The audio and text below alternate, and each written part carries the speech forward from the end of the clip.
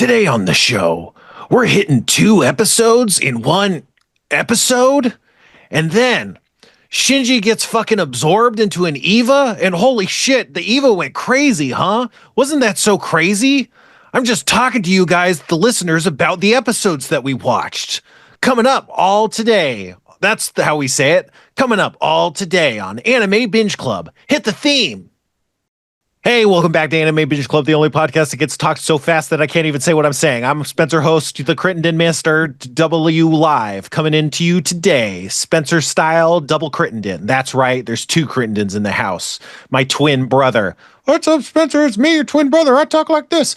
And also on the stage, this is a stage now. What the fuck? It's Kevin motherfucking Day. What the fuck, Kevin? What's wrong with me? I don't know. I thought you were channeling. Remember that Micro Machines guy that would talk super fast, John Moshida? Yeah. Yeah. I thought you were doing a pretty good job with that. Well, he said real words. I think he said like what he intended to say, and it was pretty clear. Okay, but for not having practiced that, I think you did pretty good. Yeah. That's the secret to my lack of success is don't practice, just off the hip, half-ass it all. All right, and also in the house. As often, I guess not as always, but as often, we got the co-guests, Jeff and Ryan. What's up, y'all? Thanks for having us. Yeah. Not much. Not much is up. So, go ahead. Except the new War Bond and Helldivers. And don't forget the shovel. Have you been playing with the new War Bond? Yeah, I did play a little bit of it. Mm-hmm. Tell us about this shovel. Okay, you guys, in Helldivers, you're shooting, you're going, there's destructible terrain, and now there's a shovel. Not only is there a shovel, there's a laser assault rifle that hurts you as you shoot it. Oh yeah, the double sickle? It does a lot of damage though. Mm-hmm. I heard there's armor that blows up when you die. Yeah. There's that. And there's cool portable hell bombs. Check out Helldivers 2. I like it again. The 3 of us are a helldiving team. We got to get Kevin as the 4th. Kevin, you got to helldive. Okay. I got to be honest with you. You guys did not really sell me on that game and that little description right there of like, there's a shovel in it. Kevin, there's a shovel when you die. Yeah, I suppose that wasn't the most coherent or interesting. We didn't even explain that it's a video game. Yes, of course, we joke, but we were just directly quoting the commercial that appears on television. I mean, it's sort of it's a translation of Starship Troopers into a video game where you and a team of people drop down under dubious patriotic pretenses onto alien worlds to decimate bugs, robots, and aliens.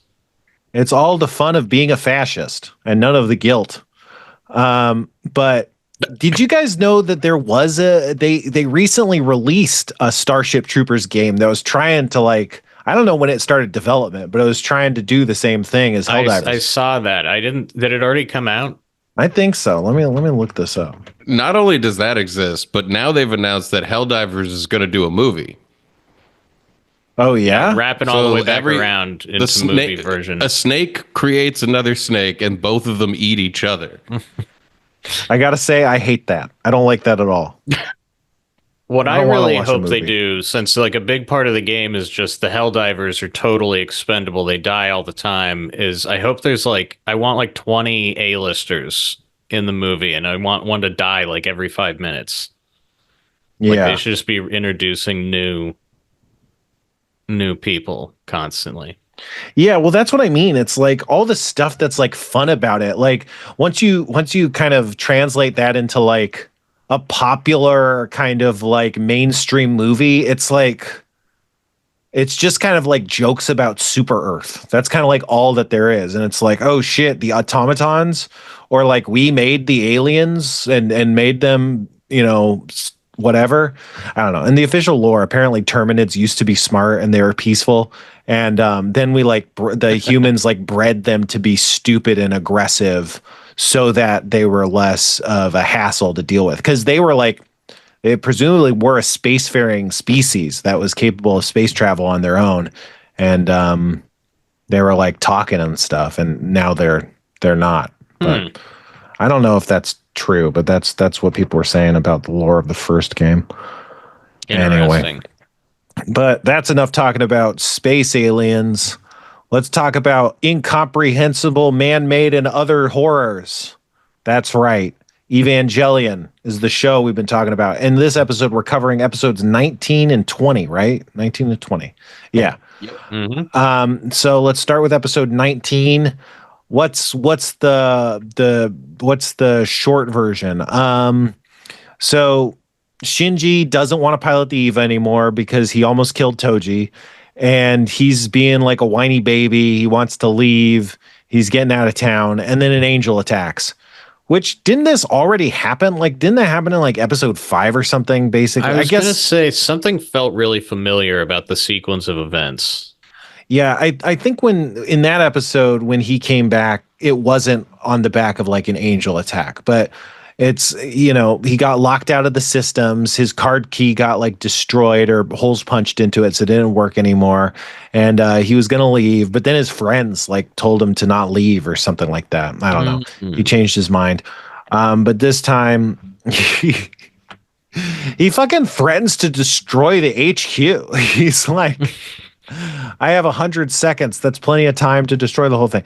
But yeah, the angel attacks and it goes really bad. The angel penetrates really deep. Shinji shows up at the crucial moment and he runs out of battery. And then the angel comes to life on its own and it totally kills everything. And it's really crazy. It's some of the most unhinged the Eva has ever been in the series. But yeah, that's the general synopsis. Do you guys have any top line thoughts? I don't know. Let's start with Kevin. Yeah, this was a pretty unhinged episode. I mean, like from leaving the last one of being such a gut punch to this one being so many questions like starting to be answered, but not fully. Like there was a lot of development that didn't go quite to the finish line, but like made me feel like, okay, we are progressing in the story a little bit more. We are learning like these things that have been teased all along. There were a lot of answers. There was a lot of good tension that built up in this one. I like this one a lot. Yeah. So I don't know. I was watching about halfway through the episode and I was like, we should just knock out both the 2 episodes and do them in the same episode. And then like the second half of the episode started and I was like, oh man, like we definitely could have just talked about this one for the whole episode. But you know, whatever. It's what's done is done. I don't know. Maybe I'll be an outlier here, but I really loved the episode. Like I kind of had been waiting for this one and I couldn't believe how many things were happening. And I felt like it was a real complete episode in that Shinji had like a traditional story circle arc that I actually really liked. Even though it might be treaded on some stuff from before, it was like, you know, he's finally ready to say no to his dad and I'm not going to pilot this thing anymore. And we're going to come full circle to like, I have to pilot this thing. And then I felt like we got a lot of amazing action too. I loved the angel. I mean, I guess we'll get into the details and stuff, but I felt like on a high level, I was like, I've been waiting for this, and I feel like from here on out, we're going to be actually moving. Yeah, the angel design is a lot of fun. I feel like, you know, if you're tracking this in terms of money, the past 2 episodes have definitely been money-saving episodes. Even the pretty exciting action part of the last episode was pretty short, you know, and they're getting by with a lot. And then this episode, it's like, oh, well, here's all the money. like imagine if the whole show was like this. Yeah, definitely. Which is what is it? The first Eva movie is kind of. It's kind of like a shortened recap of the whole series. I see. Leading into the end. So like that's closer. There's less budget, or it's a way shorter runtime, but it's a lot higher budget throughout. So episode 20 was also really cheap. Yeah, it had I think it was more cerebral, but yeah, it did that by the way. It was almost like a recap episode in terms of so much reused footage. But yeah, Ryan, did you have any big picture thoughts? Oh yeah, I really liked this one. I wish I had watched this like I wish we had done 2 last week because I feel like I would feel a little differently about the last one if I had immediately rolled into this one. Because just like the moment of catharsis of Shinji yelling at his dad and like threatening everyone, even though it's like instantly put down, like really satisfied me, and he finally like asked some of the questions that, like, I've been sitting here going like, why does nobody Yeah. want to know about any of this? Yep. So I liked it a lot. I liked both of these quite a bit. Me too. For different reasons, but yeah, I thought it was very good. I did think also that oh, I think I'm thinking of something from the next episode, so let me hold that. But yeah, No big worries. fan. Agree with all the other things have been said. I thought it was good. Then no, I thought this one was pretty. It was just crazy. Just a lot happens. But yeah, it starts with Shinji locking himself in the Eva, threatening to destroy HQ, and then Glasses guy gets more screen time than he normally gets. He's trying to like calm Shinji down and is like, "Dude, you would have died." Like it was like this isn't like we're like trying to do anything, trying to like force you to hurt anybody. This is just like the only way, and we could have all died or whatever, basically. And he calls his dad a monster. He says he used him to kill Toji, and he threatens to destroy HQ. And his dad's just like, I'm sick of this childish tantrum. Raise the pressure in the LCL and knock him out, basically, which is like crazy. I don't know. Like you just get the sense that it's like choking him out using like a big machine, which is it's interesting that was just always something that they could have done. And it's also like it's probably not the intended function of it, but they just, it's kind of like background. It's like, oh, we know this is something that can be done, and let's just engage this option. Just kind of interesting. Speaking of the Glasses guy, in the English dub, he and the kind of nerdy kid that Shinji goes to school with, the one that was like begging in the last episode, please let me be. They have the same voice actor. It's very obviously the same person. So like my like head canon is that that's his dad. Oh, that'd be fun. Yeah. I like that. And so then, Misato is talking about they presumably like take Shinji away or whatever. We don't see him get released, and they say that they had to cut him out of the machine with laser torches or something like that. And Misato, like a flash to that, like it's like a super fast image. But I think that they say that at the beginning of the next episode. Oh, yeah, maybe. I think it's at the beginning of this one, but I'm not sure. But anyway, Misato's like, this might be the end of the line for him, being like, man, this kid's fucked, he's not. And then Asuka's kind of picks up the end of her line and says like, yeah, he's not going to bounce back from this one. He's kind of like, he's not looking good. And then Asuka's like, oh, he's knocked out, like he's unconscious, and Toji's unconscious as well. And he's like, oh, Shinji's probably dreaming. And Rei's like, what's dreaming or something? And she's like, you haven't dreamed before?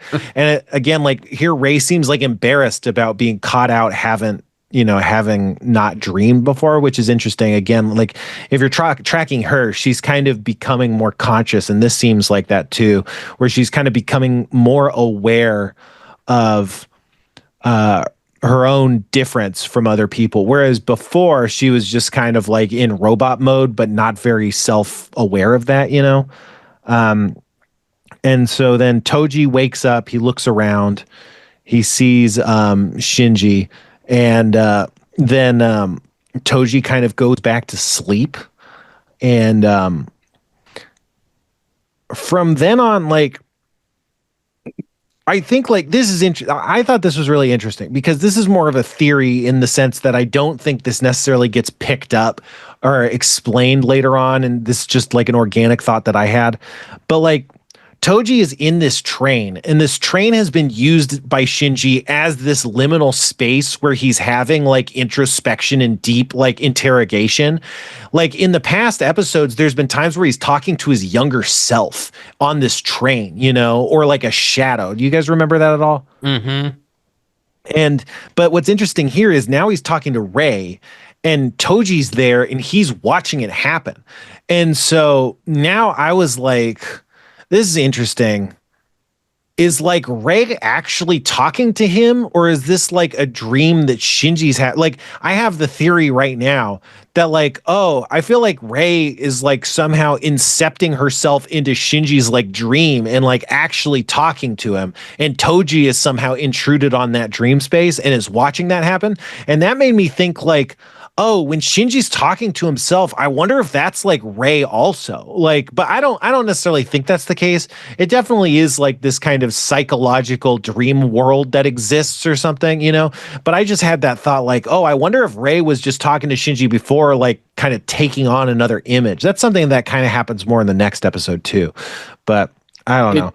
It did make me wonder at points if they have like a shared dream space because of, I don't know, being in the Evas or bound to them or whatever. But by the end, I didn't really feel like that was the case. Like I kind of felt like they were more like representative dreams of like, oh, I'm in this situation with them now, and I don't know what they're fighting about on the train, but like, you know, I don't know. I just felt like it. I don't know. I do get what you mean though, because I did think at one point, like, it seems like they're all here and like we've been here before, you know. But yeah, that's the thing. Oh, go ahead. Just sometimes the show, I didn't get the sense that they were in a dream space there, especially because the next episode they do so much of that exact thing. But also the show often will skip time in ways that kind of confusing but then I'll realize like, oh, they are implying that we took something from there to here, and that probably took like at least a few days to make happen, so it's a few days later. In the next episode they're much more specific about how many days it's been, but like here I think there's some leeway that the show takes with just like, and then they're on the train to get back to the school and like we have this conversation here or something like that. But that was just what I took from it. Yeah, I just think like if you're thinking about this, like if you're tracking it, I think like you can easily believe through the beginning of the series, like this is just like a character moment, kind of like when someone is talking to themselves in the mirror and you know it's a plot device and maybe it's just in their own mind or maybe it's like a magical realism thing, but like it's kind of wishy-washy or whatever. But I feel like you're introduced, like I feel like the Toji being there introduces this new information, which is like, oh, this isn't just like a metaphor per se. Like Toji's actually looking at them talking and going, why are they talking? I think like Ryan has a solid point where this could just be Toji having a representative dream of like being like, oh, so this is what it's like, kind of like it's a metaphor for that. And that's why he's dreaming about that too. Yeah. But like at the very least, they're having the same dream. Like, you know, it's like they're dreaming such similar things, you know, like at different points. Yeah, and it's not super clear time-wise, but this dream presumably happens sometime between when Toji closes his eyes and then 3 days later when he wakes up, because when Incho shows up, he's been asleep for 3 days, and in that time, Shinji has been discharged from the hospital. So, but I do like, to me, it feels like expanding this like idea, like maybe it is that like, oh, because they're syncing with these, you know, alien robots or something using their brains, like that it is like opening up this shared like psychic metaphor space or something. I could see that for sure, but that's just like the more we're talking about it, the more I think that that's very possible. Well, and now that I'm thinking about it, because it seems to be like, we'll get into it more next episode, but like the Evas seem to like communicate with their human through dreams. Right. So maybe yeah, it's even just he's having this crazy dream because he's having like residuals from being in the Eva, you know. I don't know. Yeah. So Rei's in this dream, Rei's talking to Shinji. Shinji says, my dad betrayed me, and Rei says, you don't understand your father. Aren't you trying to understand him? And Shinji's like, I tried to understand him. And Rei's basically like, no, you didn't. And he's like, yeah, I did. And she's like, no, you didn't. You're just running away from pain again, because trying to understand him would be painful. It's basically kind of like her argument. And he kind of like can't handle that. And then that's basically the thrust of that dream. So yeah, Toji wakes up, Incho's in the hospital. They have this kind of like, you know, sweet moment where you get the sense that Toji is kind of like accepting her feelings more consciously. You know, she's kind of like, you don't get it, and he's like, I do. And you get the sense that Toji, yeah, he does get it, you know, because again, in the last episode we saw that it seems like Toji has more emotional intelligence. Like he kind of understands dynamics better than a lot of the other characters who are kind of like just like running around like having strong like children feelings, you know. But that's a pretty quick shot. But yeah, then Shinji's under arrest. He talks to Gendo and says basically, I quit. You know, I never want to pilot an EVA again. He's like, you're running away again. You know, we'll never see each other again. And he's like, yeah, that's basically what I figured. And then after that, he's like, oh, okay, make Ray the 01's pilot and delete his records, which is, you know, it's very, that's like, you know, I guess we knew this about Gendo, but it feels like an interesting character reveal moment. So it's like, delete all of his data, like wipe him from the servers. We don't want anyone looking at this, which is just like, yeah, he doesn't even, he doesn't just care. He's also like, you know, worried about cleaning up their data, you know, like paper trail, which I think that's like how little, you know, emotion he has over this, how little he cares about his son. I had a weird misconception during that scene, by the way. So Shinji says, you know, I don't want to be a pilot anymore. And his dad's like, okay, well then leave. Right at that exact moment, my player crashed on a black screen, and it was just like dead silence, black screen, and it just waited and waited and waited. I'm like, wow, this is so brave. Like this is like 20 seconds of dead air where they're just letting that moment hang. It's absolutely Lynchian. Yeah, and I'm like, there's no way they did away with this on American TV. And then it cuts to the next episode. I'm like, they didn't even do the credits. Oh my God, this is nuts. But no, that's happened. Yeah, go ahead. It was just a crash player. Yeah. That's happened to me so many times. I think it's like a testament to like our pattern seeking brain that's trying to like make sense of nonsense, where it's like you see something freeze and you're like, this is so compelling. Like, wow, that's a great. And then it's like, no, of course, something went wrong, and it takes you like way too long to figure that out. But I used to have this glitch on my Amazon Prime app where videos would play at like 200% slower than they should. And it wouldn't always be apparent right away. And once in a while, I would be watching and I'd be like, this is incredible. Like, what is this? Like, this is so crazy. That's awesome. That's how they invented vaporwave music. So Shinji is living with his teacher. Ida calls. He's mad at Shinji because he's like, you know, you're different from the rest of us, which again, it's not like everyone has this like opinion of Shinji that he's like special in some way, you know, and maybe everyone has different things, but I think it's interesting how Ida's like, you're different than us. It almost seems like, oh, you're better than us. Like we trust, there's something about you that we really like and trust. And he's also like, and I'm just normal. And then the call gets cut off by Nerve or something because they're monitoring his calls. And Misato kind of like says, you know, you'll be restricted, you know, from this. So it's like, yeah, he's basically like, you know, being monitored by the government because he's like a loose asset. But yeah, you see Misato talks to, go ahead. I wanted to say I loved the way that the person comes in as soon as like he's talking about who was piloting the EVA and is like cuts off the conversation. That's what we're talking about, right? Yeah. Because it just reminded me of how like in the Manhattan Project, they like had all of the like the whole staff of people just listening to all the phone calls that all the scientists were making and making significant notes. And sometimes they would like literally pop in the private conversation and be like, stop talking about that. And they would be like, oh, yeah, exactly. Right. I forgot. We live in the fucking, what is that called? The prison. Los Alamos. Oh, what's the kind of prison? The Rubicon? It's not Rubicon. It's something like that. Whatever. Kevin, cut in what it's called later. He won't do it. This lazy motherfucker.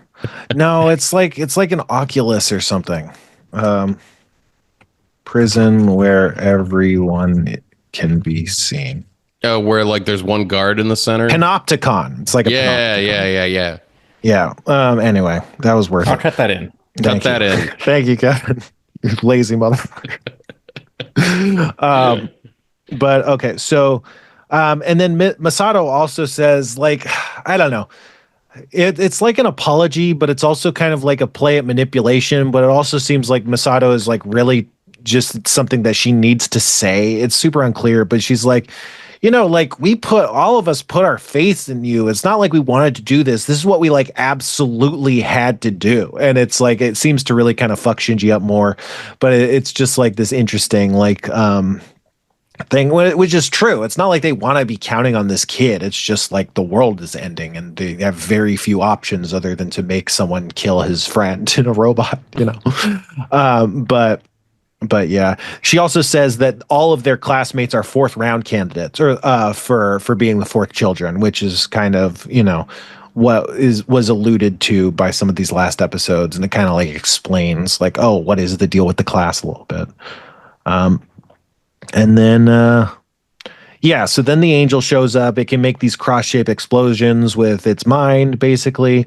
It gets too far ahead. They can't intercept it outside, so they're going to let it come into the geofront because it basically destroys all the armor in like one blast. And once it's in the geofront, they're going to attack it. And Unit Zero is missing its arm still. They put her in. They put Rey in Unit 1, and Gendo says it's rejecting her, and it won't turn on. And Gendo, he also says this is a rejection of me, implying that like the Unit Zero itself is like reacting to Gendo, and not like it's not just like incompatibility. Because I think Rey's been able to pilot the Unit 1 before, but now she can't.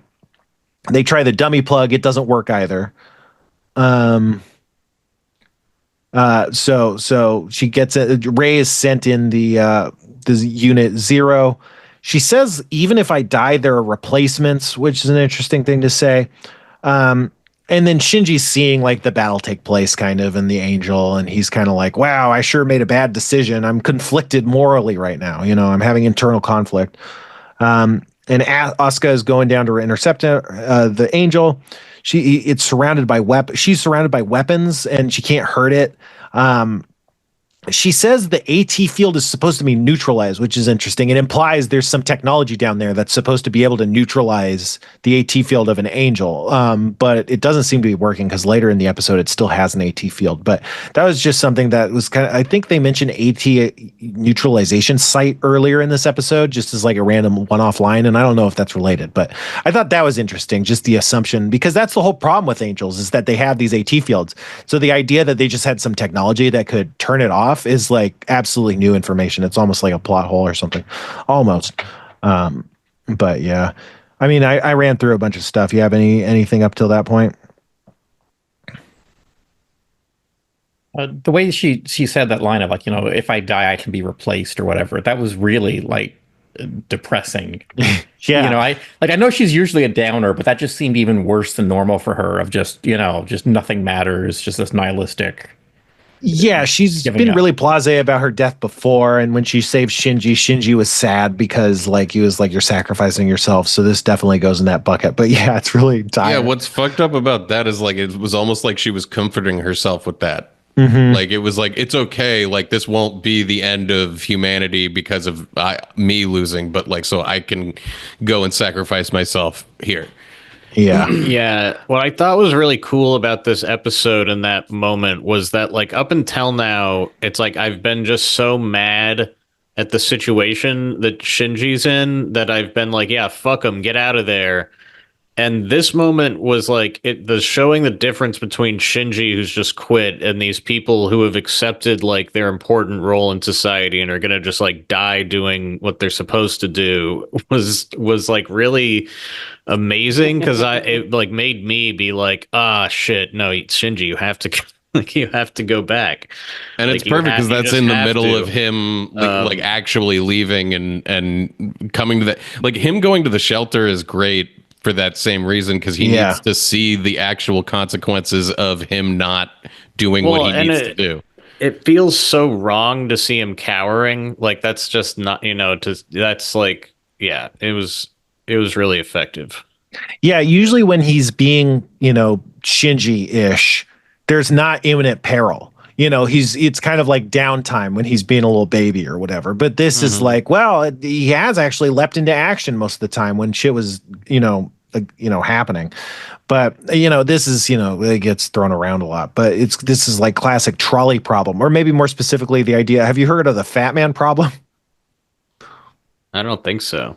The fat man problem is a variation on the trolley problem because so many people answer trolley problem the quote unquote right way that the fat man problem poses more of a dilemma, which is you have to like push a fat man off a bridge and that'll save 5 people. And a lot more people have a hard time doing that, that have no problem pushing or pulling the lever. And so it's like, yeah. Is he fat because of the physics of it? I think the idea is like you push him off the bridge and it hits something. Like this is the bad version of it, but it hits the lever. Like it hits the lever. Yeah. I don't know. And that'll not. There's enough force because he's fat, and also on the other side, 5 people could maybe hit the lever. I feel like this is some kind of bias test. Also, if this is you're gonna make it. I'm like, they started with the normal man test, but then they were like, no, he's got to be fat. We gotta nod to people's inherent fat phobia. Otherwise, this won't work. The fat scale man doesn't test. balance. I was thinking like the fat man and little boy test. That's the other fat man test. Yeah, the little boy test. I mean, that's another trolley problem. But the idea that like Shinji, he doesn't want to kill Toji. But here he is, sentencing his friends to death and sentencing the whole fucking Geofront to death, because he's not willing to commit the violence, potentially hurting people, but it's kind of that. I don't know. Maybe I just wanted to talk about the fat man test. Who knows? But hey, man. Hey, it works. I want to know more about it. Yeah. But so then the Angel's a cool design. It has this weird empty skull for a head. And then it has these fold out kind of like paper arms that like shoot out and cut like razors. It's a pretty cool design. It's almost it's more artistic. It's less like creature-ish or like esoteric, and it's more like this kind of seems like a doll or something designed in some way. It cuts off Asuka's robot arms really quick, and then it cuts off her head, and you can see like the neck meat of the Ava. It's like really crazy. Well, they barely disconnect her nerve connection to it like before the severed head, and I imagine that was like to stop her from feeling that. Yeah, I think it's kind of implied that if she felt that, she might have died based on her sync level. But I'm not super clear. But that's why they seem to be scrambling so hard. It's not just because her arms were already cut off, and she felt those. So it's like, well, how much worse is this going to be, And so. Yeah, so this is the moment, I guess, that the 001 rejects the dummy plug. It doesn't work. So Kaji's watering. The Asuka's robot head lands in front of Shinji in the shelter. We kind of talked about that, but that's kind of like his real moment where he's like, what am I doing? And so then he's kind of like out watching the fight again, and like Kaji's watering his garden, and Kaji says like his job being a spy was discovered, and so now he's in the doghouse. He's not allowed to be in command. I think the idea being like they're so occupied, like he could probably sneak around if they're allowing him on the site, so he has to water his garden.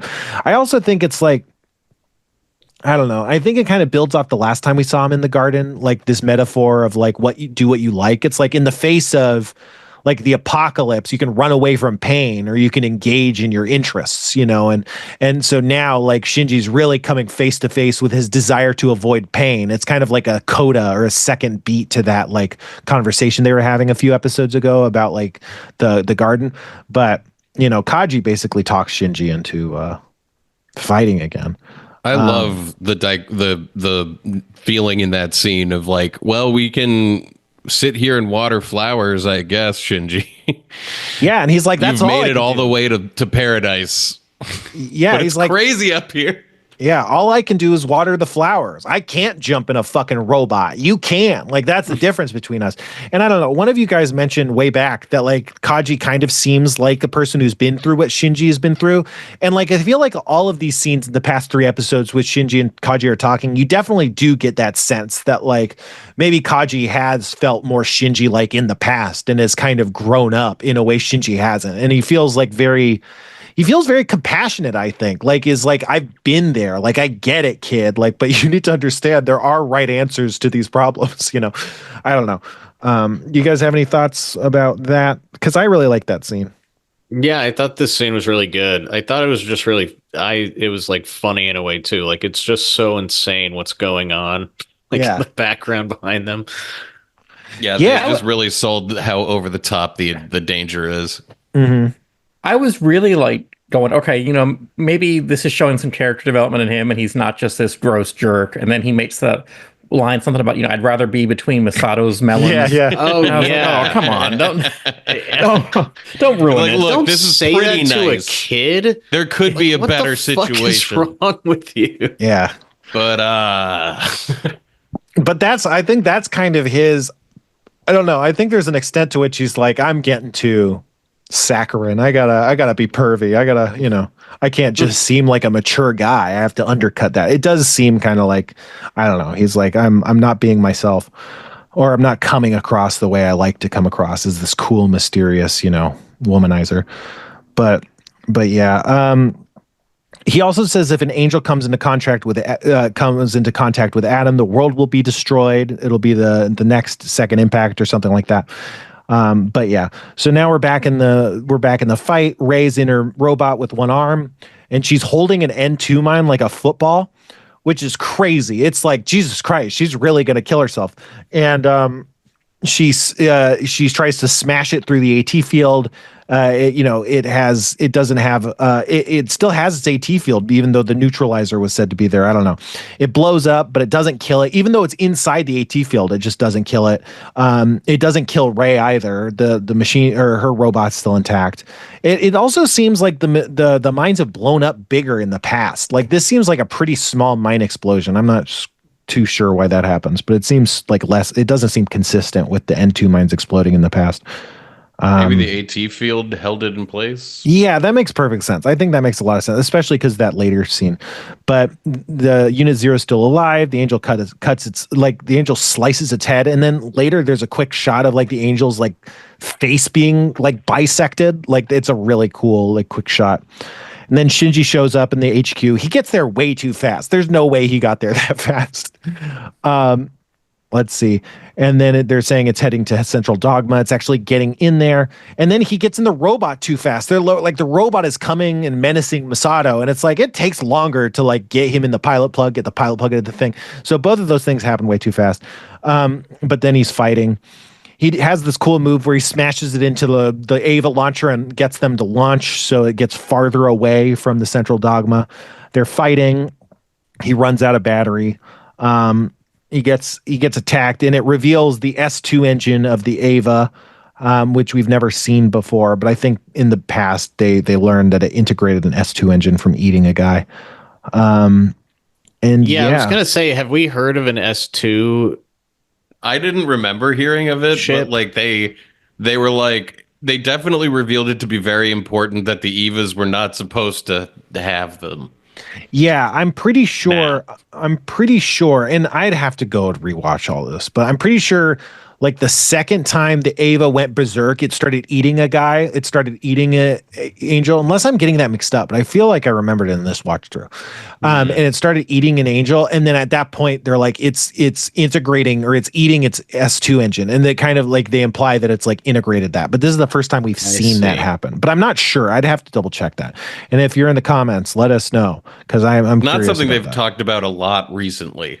No, like that happened way ages ago. And then the next time the S2 engine pops up in conversation, they're talking about how they were doing a test on the S2 engine in Nevada when it blew up. Like, then they mentioned that, but that's about it. And if you're not tracking that, you don't even know what that means. It could just be like a robot engine, not like this angel thing.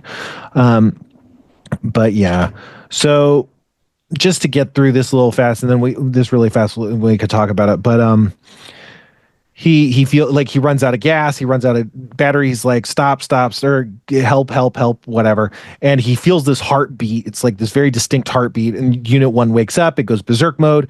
It rips off the paper blade of the angel and sticks it to its own arm, and it crows back its arm. They're saying it's 400% sync rate. Ritsuko says, does this mean she's awake? Which is interesting. 01 bats. So the thing attacks with its other razor paper, and this is like a weird shot. It seems kind of incoherent, but as the paper's coming in, the Ava like bats at it, but it doesn't make contact. You just see this, like, it's presumably like a burst of air or something. It shreds the paper attack again, and it slices slices into the body of the angel from really far away, like cutting through. It's a really cool shot.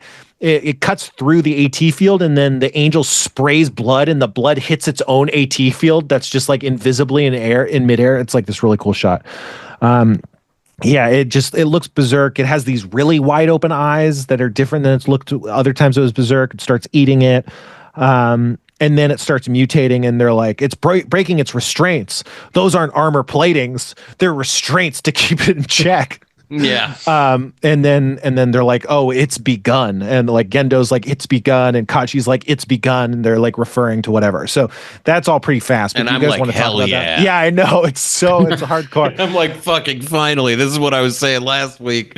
Yeah. I just think it's funny how much Attack on Titan owes to this show. Like, I did not realize like how much stuff is like taken from it. But I also thought, man, one thing this show does all the time that just makes me laugh is whenever it's like the angel does something and they're like, oh my God, I didn't know it was so powerful. And this time when they were like, I mean, it's just so bizarre to me, the idea that they're barely fighting off these angels, and these Evas, they have put limiters on them. They know they could be more powerful, but they're not. Mhm. Why? Yeah. I guess we're about to find out. Well, I in Japan, there's like this, I mean, and this is in other stuff too, but I feel like in a lot of anime, there's the idea of the domain of God that we're not supposed to tread upon, and like we have to tread lightly. And so I think there's an extent to which like they know the Evas are this like otherworldly godly power, and they can't just be like wielding it randomly or letting it be uncontrolled. Like so much of the show has been like very rigorous testing to like understand it. Like they're trying to be quote unquote responsible with it, I guess. But you don't really know why they're doing that. You see, it just seems like science. But in retrospect, it's like, oh, we've been terrified this whole time and we don't understand what we're doing. We're trying to do science, but it's not really giving us answers. So all we could do is try and get more data and not fuck anything up. Well, as for the nuclear bomb metaphor, I've started this book called Nuclear War: A Scenario, and like we in the 50s and 60s like made an absolutely absurd number of nuclear bombs that we kept testing, and we kept being like trying to understand it more and more, but fundamentally we were creating too many to be able to ever control. So I feel like the metaphor, I'm connecting it very directly because of what I'm thinking about. But like, we keep trying to understand these unbelievable forces and try to control them, but they're, more destructive than their existence, deems. Whatever, you get what I'm saying. Yeah, and also Shinji, it kind of like shows just how special Shinji is, because none of the other pilots can do this. This is something that only Shinji can do, and he's done it consistently. So it might just be like until Shinji did it, and it's a weird outlier. It's like they just didn't know like exactly that this level can be unlocked. But that's kind of against the limiter concept. They must know something. To me, that implies like they just don't want it to wake up. And this whole time they've been doing it while it's like asleep, and this is the first time when Shinji's doing it. It's like the first time it's really waking up, so to speak. And that happens because it eats the S2 chip or whatever. Is that it mutates because of that? Yeah. Yeah. So like the angels have these chips that we like know what they are. Yeah, they're the energy core of the angel. Right, like right. No, I remember now with that. Yeah. Okay, cool. There's this. I just want to say also, there's this like great sense of like almost like a metaphor for like the generation that grows up in the shadow of this horrible technology becomes like a new monster that's like uncontrollable. I thought it was great, this ending. Yeah, it's really good. You guys have any final thoughts before we go to the next episode? This was a good episode, I think. This delivered on everything it promised and didn't leave me feeling frustrated at the end. I mean, yes, there's a whole bunch of new questions now, but they're new questions. It doesn't feel like a lot of the last episodes where it was like, yes, you've teased this so many times. get to the point. This delivered. Yeah, and also I felt like the action was much easier to track overall. Yeah. Just moment to moment. Yeah, More concrete. I felt the same way. Whereas last one, I was left kind of confused and a little dissatisfied. This time, I felt like I got what I wanted out of it. I felt like they delivered, like especially on an emotional level, like a release that I've been waiting for a long time. It was good. Yeah, classic episode. All right, so number 20. Shinji is lost in the Eva. He's kind of having like an episode, and meanwhile on the outside they're trying to get him out of the Eva. That's basically the synopsis, I guess. So yeah, big picture thoughts on this one? I want to know more about Seele. Yeah. And Seele's plans and how they conflict with Gendo's plans. Right, yeah. Yeah, that was a big tease. I feel like this was a sort of crazy, surreal episode a little bit, where it was so off the rails, and like I know it was deliberate, but it just felt like everything was a metaphor, and I need to watch it like 6 times to understand where all the metaphors are. I had that thought too. Yeah, go on. Well, it felt like, is this like a Freudian reference? Is this like am I just not smart enough to get some of these like points it's trying to make? Or was this just like the cheapest animation they could possibly do? Because there was so much reusing. Yeah. Like I feel like we've had a few clip shows already, kind of, and this was another clip show, but just like using old clips in completely new ways. They would just hang on a still image for 5 minutes and just talk over it. Yeah. It was positively Lynchian.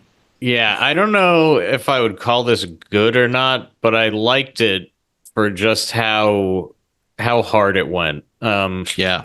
Like the soundtrack was so awesome the whole time. It was it was just so unabashedly psychedelic. Like it just became such a like almost cliche like trip sequence where he's like he's becoming water, and then it's just it's like the beach recedes, revealing like everything and everyone. Yeah. Yeah, it's definitely like a psychedelic kind of episode. It kind of felt like, when a TV series has like a guest director for one episode come in and they just completely like don't follow the format of the show. Was this directed by Ryan Johnson? Could be. It's like the first episode of season 3 of The Bear. Yeah. Yeah, it's kind of like that.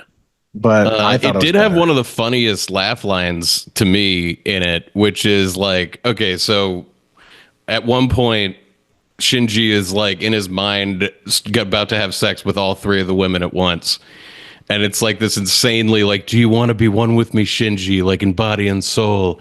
And like all this like intense, like we're about to have sex. It feels really good. And then it just like cuts to the outside and you just hear this all probes have been inserted. Yeah. And I was like, wow, yeah. Yeah. That's funny. I hoped that was a translation, just mishap, like that wasn't intentional, but I fear that it was. I think it had to be. I mean, it was just like, it wasn't just one probe. It was all of them. Yeah. So I go ahead. Oh, no, I was just going to say my takeaway from it was that this was like an intense episode of like the Eva almost like making a case to Shinji in hallucination form that, like it or not, his life has been leading to becoming one with the Eva and like becoming something new. Yeah. And yeah, that's all. Yeah.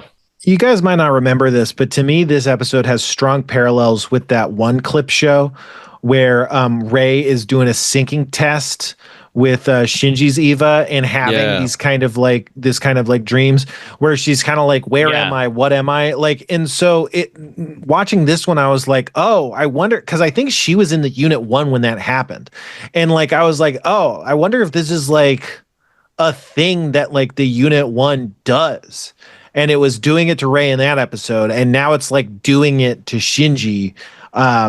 and it's like it's kind of like, I don't know, it's breaking down the barriers of reality and like this dream realm or something, and having this really psychological kind of like conversation with him in its own terms, because a bunch of different characters are talking, and a lot of them are using clips from the past, but the other times we're seeing clips from the past with new dialogue, like when they're on the staircase or on the escalator with Ray. That wasn't what Ray said in that episode. So like, yeah, it was a it's little kind of different.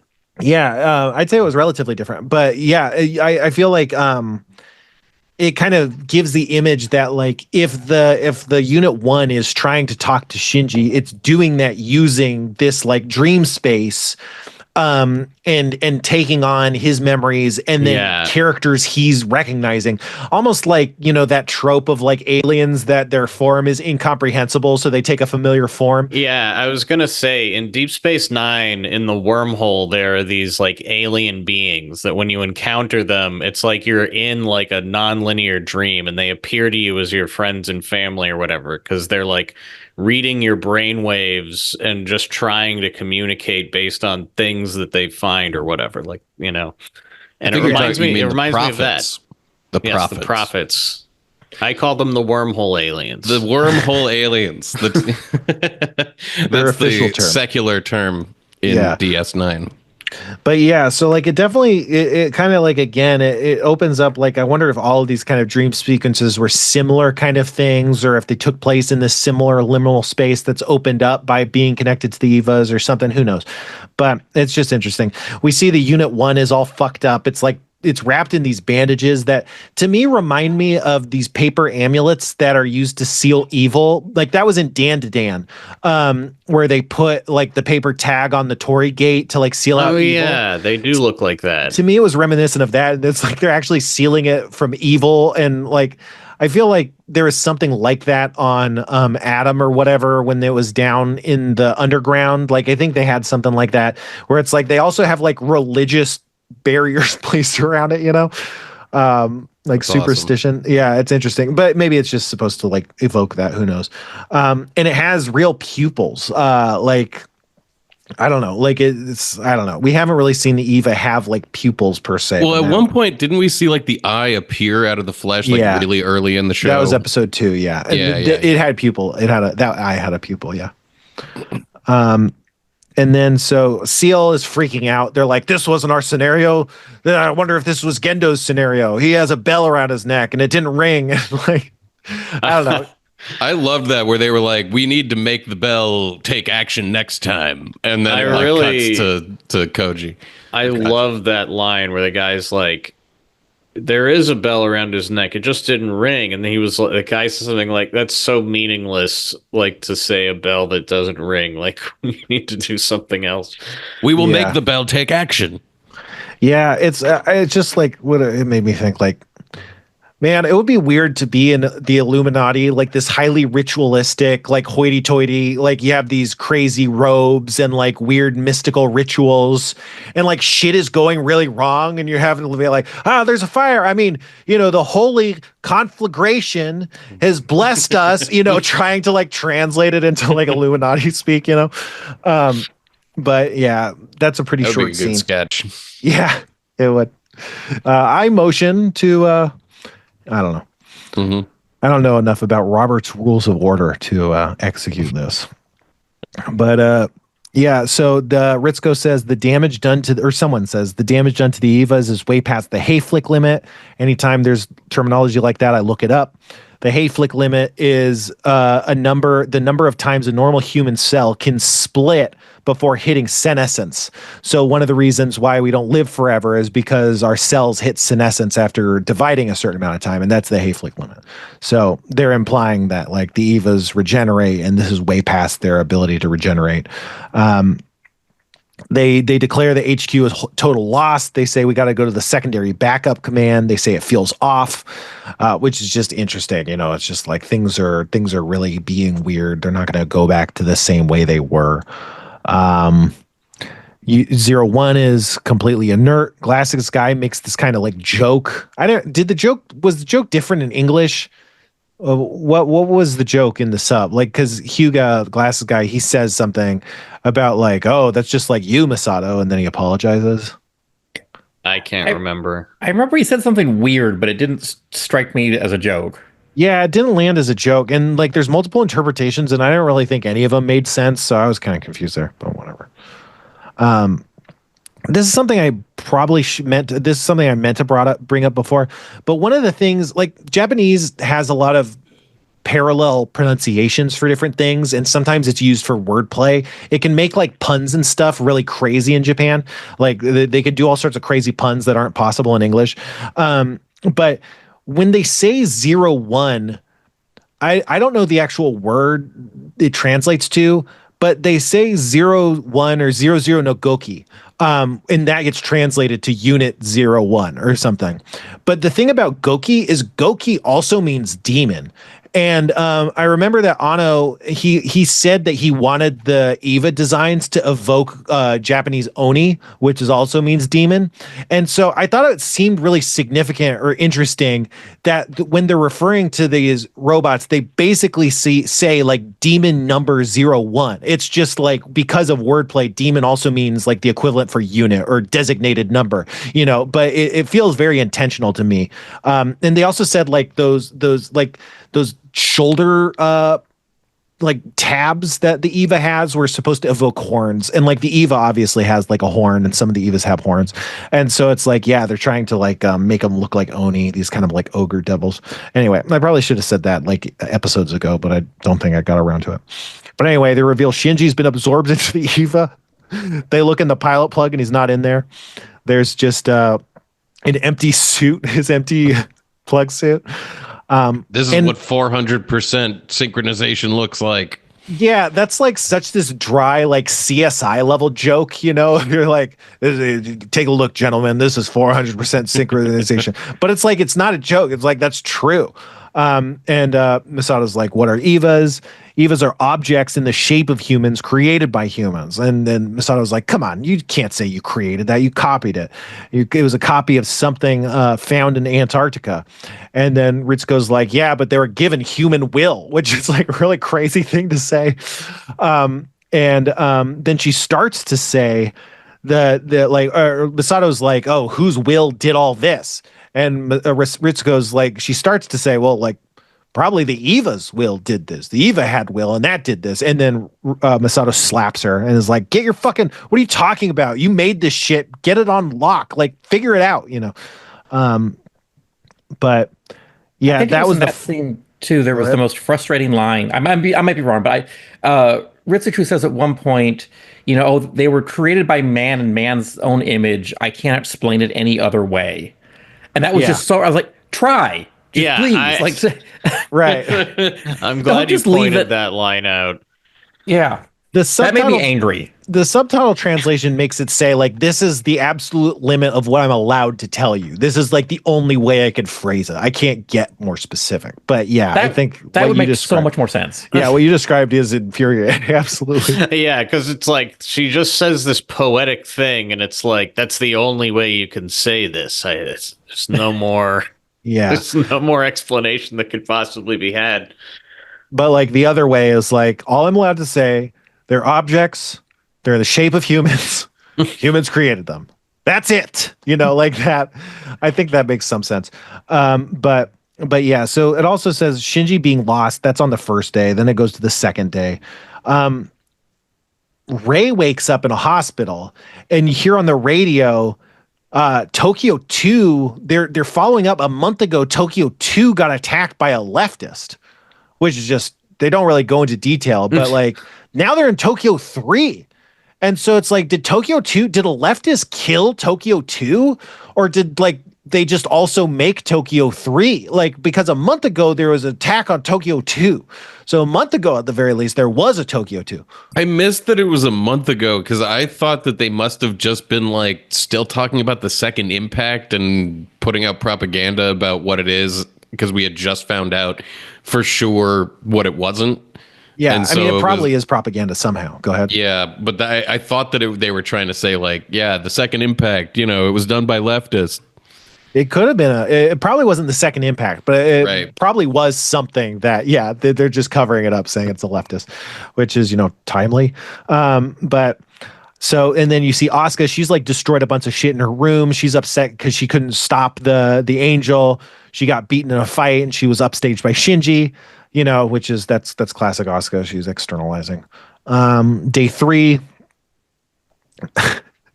they say like the life form we call Shinji has been lost or something, which is like, get over yourself. Like, what the fuck are you talking about? Like, no, I don't know. That's like also the like Illuminati. We have to talk in like make up language. But they say some interesting stuff. I wrote a lot of this down. Shinji's body has lost its ego boundary delineation, and he's in a quantum state, which is interesting.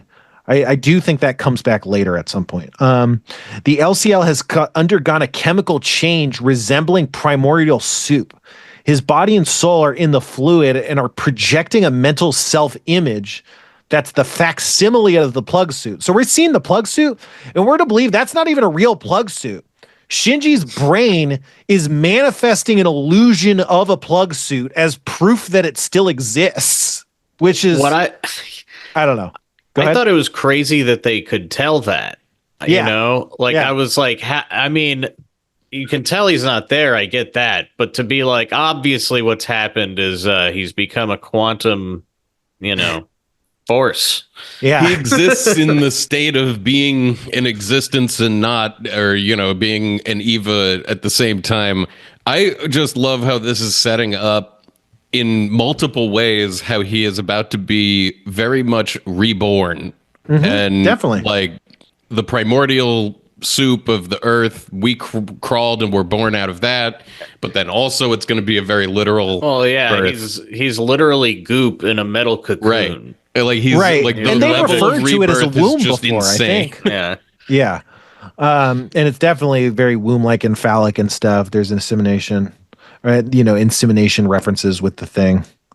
Like visuals, I mean, like, visual kind of references. But I thought, when he's kind of seeing all of creation, he's seeing all this different stuff and having like his hallucinations or whatever. To me, it was interesting that like, it's almost like it's reverted to a primordial soup. And like, as a result, he's seeing like the whole totality of creation or something. Like, it's like, he's kind of seeing the I don't know, like we're seeing the shore and the water. And like, you might believe like, oh, I wonder if that's like the beginning of Earth or something that he's seeing. I mean, that's probably just but I feel like those images are in the air. I don't think that's necessarily what they're going to. But anyway, they say that they're going to try and do a salvage mission to reconstitute his body and affix his psyche to it. And then someone says, you could do that? And they're like, yeah, the Magi are capable of that. So I think that implies some level of how they can detect that that's what's happening is because the Magi have like figured that out a little bit. But it also gets into this has happened before. And so I think probably there's an extent to which they're like, here we go again. Like, it seems like a nuanced thing. Yeah. But didn't they like have to use like a second command center, and they were like, we won't have the Magi and the seats will be hard. Yeah, they do say that. So maybe they're doing it somewhere else, or maybe their Magi are just patched in or something. But yeah, they do say they're going to use it. But you're right, they do say that too. Then we're on the 4th day, and this is the his dream. He's seeing everything again. It's like when Rey was having the dream. He's remembering where he was and who he is. He's kind of like gone through ego death almost, and it's kind of like remembering his identity.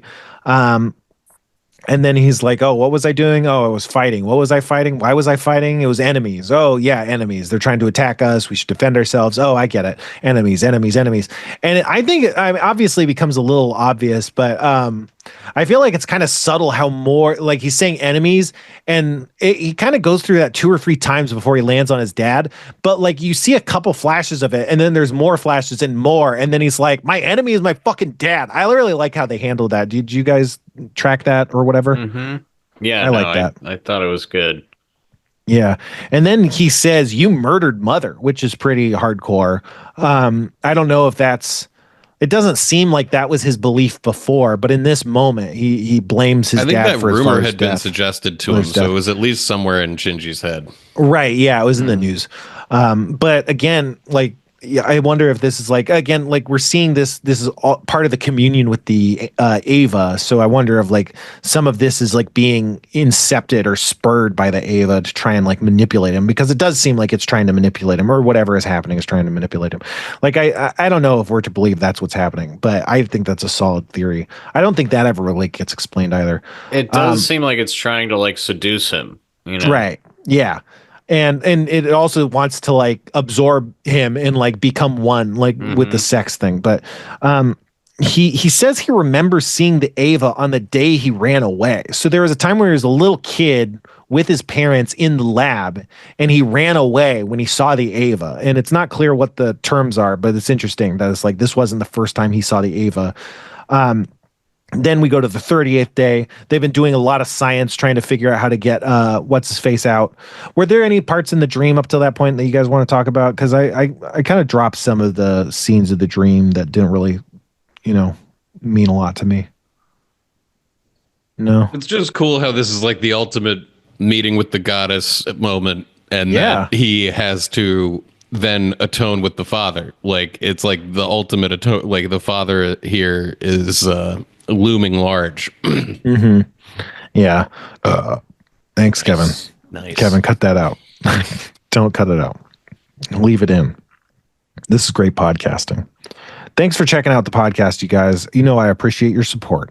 Okay. But they're doing science, and they're talking about how you can do it, and they're like, how do you, like, someone is basically like, you guys really seem to understand this process. And Ritsuko's like, yeah, this happened before.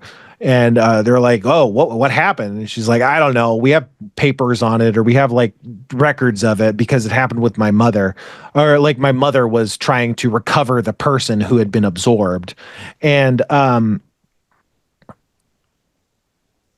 don't know if this becomes explicit or if it's ever followed up, but to me, this feels like that's probably what happened to Shinji's mom.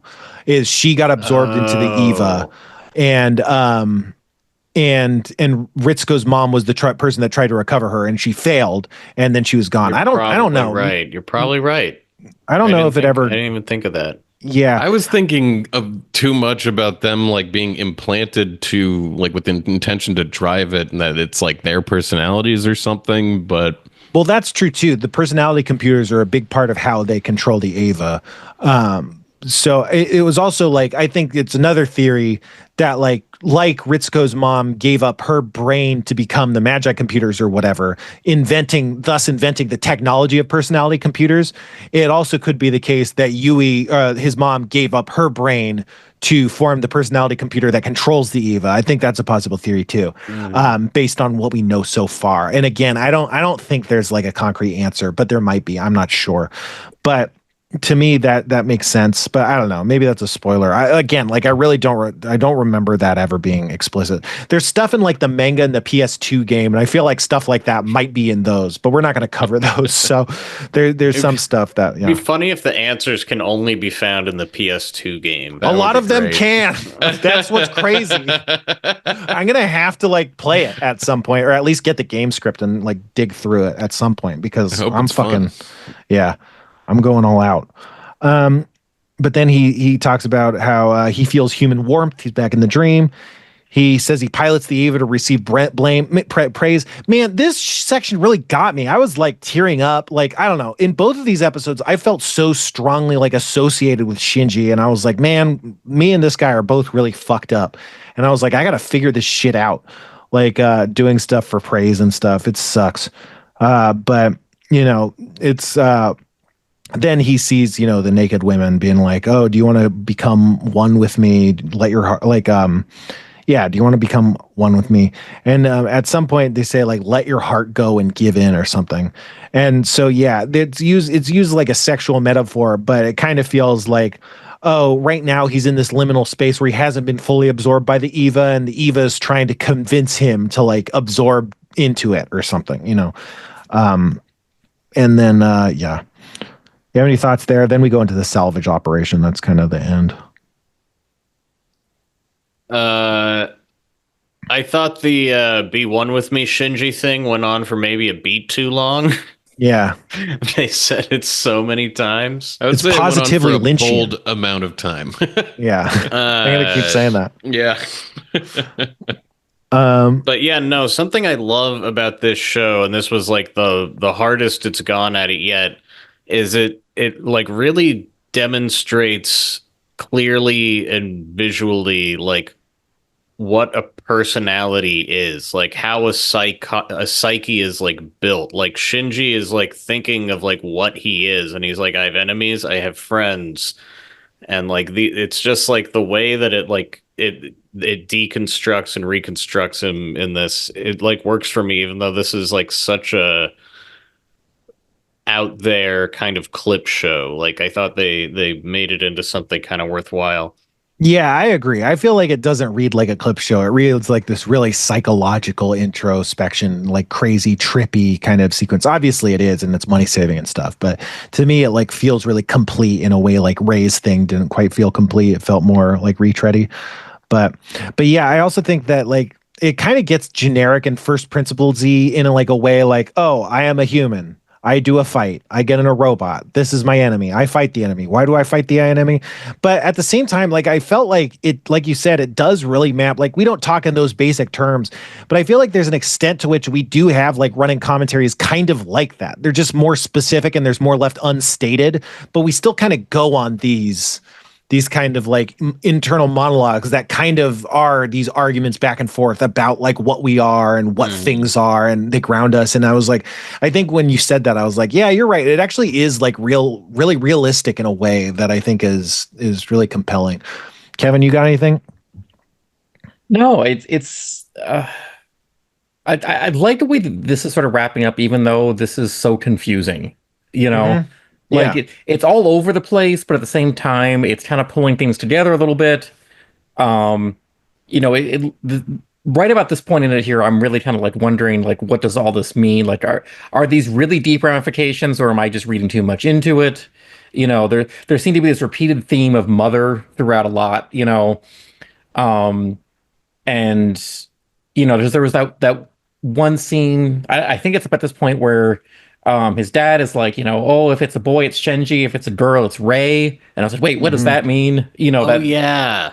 You Yeah. know, and then right after that, Shinji yells mother, and and there was like, I think right around this point too, there was like this 5 seconds of like this really crudely drawn like breastfeeding thing a little bit. So I'm like, wow, is this like supposed to be some Freudian thing?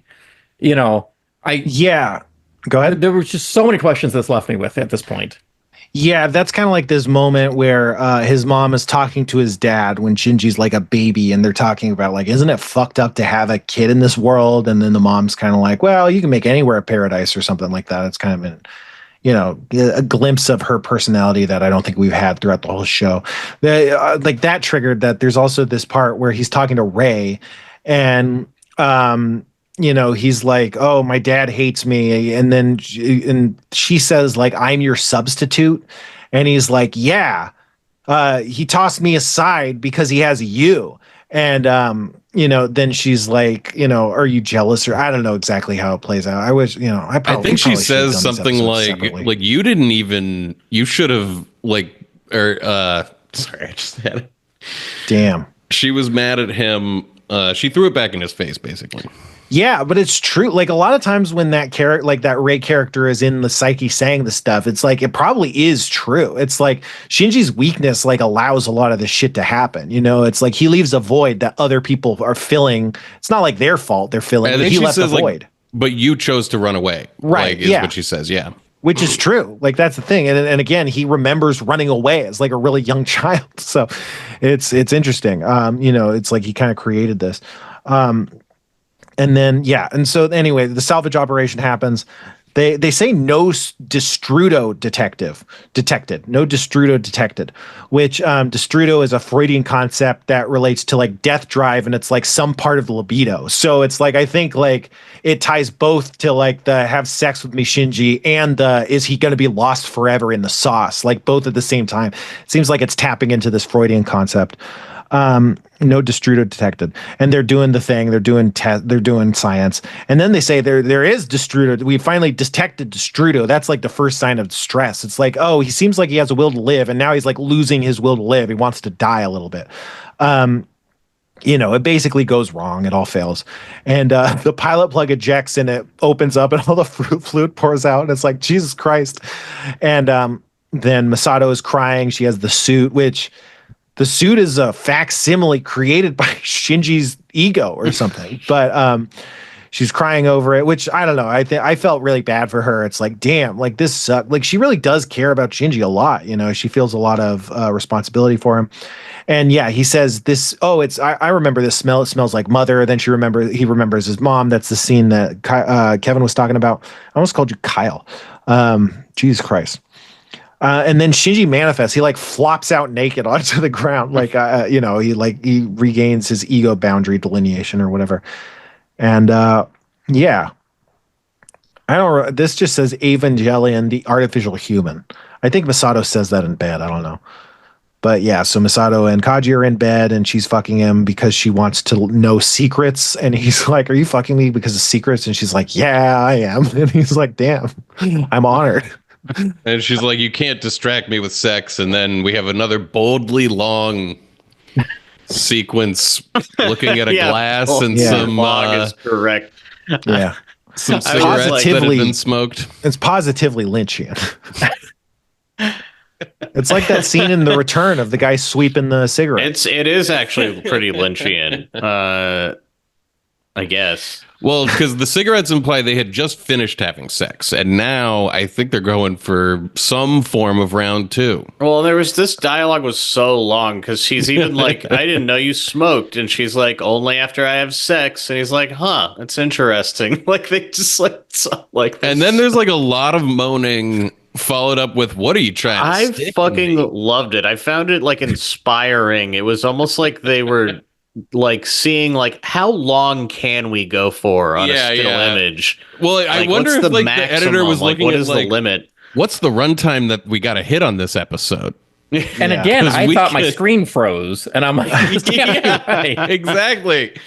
Yeah, but it's like I think it's a decent gambit. It's like we can stay on a solid image as long as we're hearing like horny sex noises. Like there is something compelling about that, It's like, yeah, I feel like I need to investigate it more. There's there's a secret to the human brain in that. Mm-hmm. And I'll tell you this. Where is it? Oh, she asked, what are they really after? She asked what Human Instrumentality Project is. He says he can't tell her that now or something like that. To me, there's like an implication that like even now they're like being monitored or something, or like he can't. Yeah, he definitely kind of implied that. The way he's talking. Mm-hmm. Yeah, sorry. The subtitle said one thing, but the dub said, "I can't talk about that. Not here." Right. Which really seemed to imply that you're being spied on, or something. And then Jeff had the line, what are you trying to put there or whatever?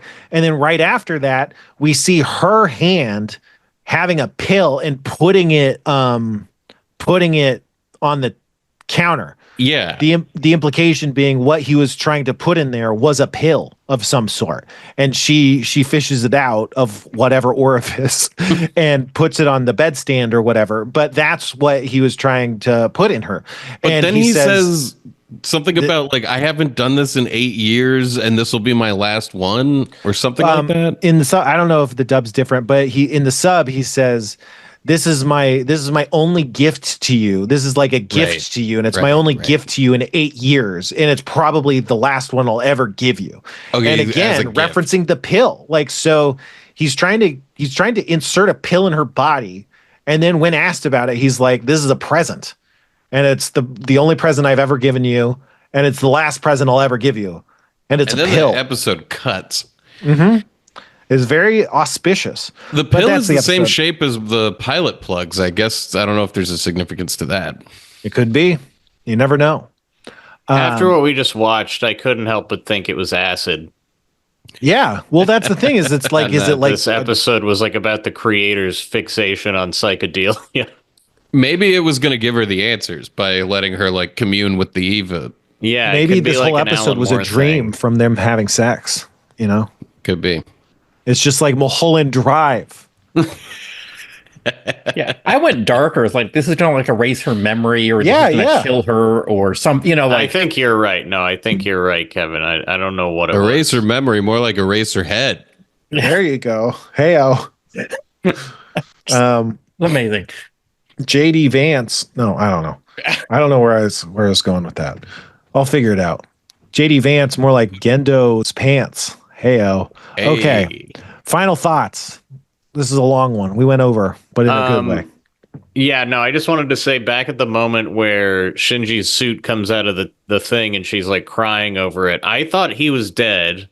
Mm-hmm. And then of course he wasn't. And I was like, the show keeps doing this like 2 in a row now where like a big dramatic death happens and then they instantly take it back, which I'm glad they did both times because I don't want either of these characters to be dead. But I'm like, stop doing this to me. Stop. Stop. It's the dark night of the soul. Almost. It's like almost the Dark Knight of the Soul. And then it's immediately like fine. Yeah, it's immediately undercut. But yeah, any other final thoughts, y'all? I'm glad these episodes finally, like after 18, these were the 2 that I needed. And I can't wait to see. Like now, there's only 6 left or something like that. Yeah. That's what, when I saw that I kept thinking it was 24 episodes. And when I saw it was 26, I was like, we kind of got to get moving. These episodes were episodes I would rather talk about in isolation. I don't know if we'll still keep doing double episodes, but we'll figure it out. Well, it was worth the try. Yeah. I really like these episodes. Really crazy. Kevin, final thoughts? I think these are the 2 episodes where like I've switched from, okay, this needs to hurry up. Like I want to understand what's going on, to like, okay, slow down. I want to know more now. Yeah. Very compelling stuff. All right. That's all. No one can know about this. Fire check out our episode just dropped podcast. out. Yeah. Check out what they've been doing in the fires. New episode. Patreon.com/goblinflakes. I don't even know. That's not the link. That's not it. That's not the right address. No. Well, go there and tell me what you find. Scavenger hunt. That would be my Patreon. Oh no! Don't give Kevin money. Give me money. Give me Kevin's money. Win me Kevin's money. I gotta gamble. I'm gonna start gambling, you guys. You Okay. should start a podcast where you start gambling. We need to win Ben Stein's money again. Yeah. What if we call it like the house's money, and the listeners give the podcast money to gamble with? I don't think that. I think if you found the right person with the right audience, I think that could be a good idea. I mean, that's think what we most could of do Twitch is. Let's be honest. Like, I think a lot of Twitch is kids giving people money who then gamble on like CS:GO skins. Right. Well, that's not And- gambling. That's wasting. That's like wasting money. No, there's like gambling websites. Like you okay. sell them and you like trade them like stocks. Let's do that. That sounds good. Yeah, what are we doing here? What are we even thinking? We could Yeah. Leaving money on the table. I got to get out of here. But yeah, check out the new podcast, The House's Money or something. We'll figure it out. But okay, let's end as we always do with a little lesson from Spenpie. Hey kids, it's time for a lesson in Japanese. It's time to learn the Japanese word for spaghetti. The Japanese word for spaghetti is ramen. Goodbye.